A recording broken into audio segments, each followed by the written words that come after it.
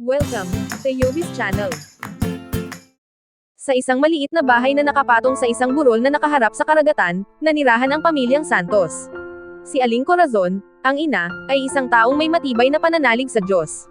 Simula pagkabata, ang Diyos ang naging kanyang gabay at lakas. Ang kanyang asawa naman, si Mang Ramon, ay hindi naniniwala sa Diyos.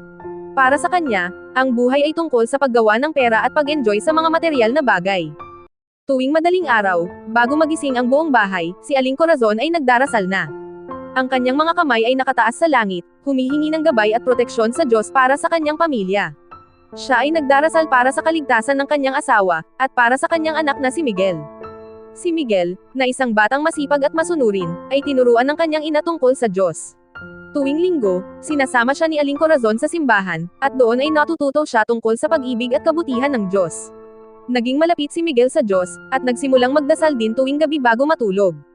Laging hinihikayat ni Aling Corazon si Mang Ramon na makilala ang Diyos. Ramon, sabi niya, ang Diyos ay nagmamahal sa atin. Ang kanyang pag-ibig ay walang hanggan. Kung makikilala mo siya, mararamdaman mo ang kanyang kapayapaan at kaligayahan. Ngunit parang walang panahon si Mang Ramon para sa Diyos. Ang kanyang puso ay nakatutok sa Subang.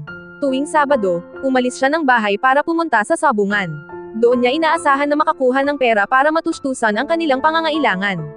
Ngunit madalas siyang natatalo, at umuuwi ng bahay na walang pera at puno ng galit. Madalas siyang nag-aaway si Mang Ramon at si Aling Corazon. Bakit ba lagi kang nagdarasal?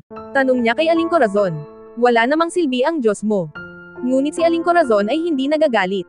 Laging nagdadasal siya para kay Mang Ramon, humihingi ng pagbabago ng kanyang puso. Isang araw, nagkasakit si Miguel. Napakasakit ng kanyang ulo at hindi na makakain. Nag-alala ng husto si Aling Corazon. Hindi siya mapakali at nagdasal ng nagdasal para sa kanyang anak. Si Mang Ramon, na nasa sabungan noon, ay tinawagan ng kanyang asawa. Sinabi ni Aling Corazon na kailangan na niyang dalhin si Miguel sa ospital dahil sa sobrang sakit nito. Nagmamadali siyang umuwi si Mang Ramon. Nang makita niyang naghihirap ang anak, nagsimula siyang makaramdam ng matinding pagsisisi. Sa lahat ng kanyang pagkaabala sa Subang, nakalimutan niya ang kanyang pamilya. Corazon, sabi niya sa kanyang asawa, dalhin natin si Miguel sa ospital. At sana ay gumaling na siya. Sa ospital, habang naghihintay si Mang Ramon sa labas ng silid ng kanyang anak, naisip niya ang lahat ng mga pagkakamali na nagawa niya. Nakita niya kung gaano kahalaga ang pamilya niya, at nakita niya kung gaano siya katanga dahil sa kanyang pagkaabala sa Subang. Nagpasya si Mang Ramon na baguhin ang kanyang buhay. Nagsimula siyang mag-aral tungkol sa Diyos. Nagsimulang magdasal, at nagsimulang maglingkod sa Diyos sa pamamagitan ng pagtulong sa mga taong nangangailangan. Ang puso ni Mang Ramon ay nagbago. Hindi na siya nahuhumaling sa Subang. Ang kanyang puso ay nakatutok na ngayon sa kanyang pamilya at sa Diyos.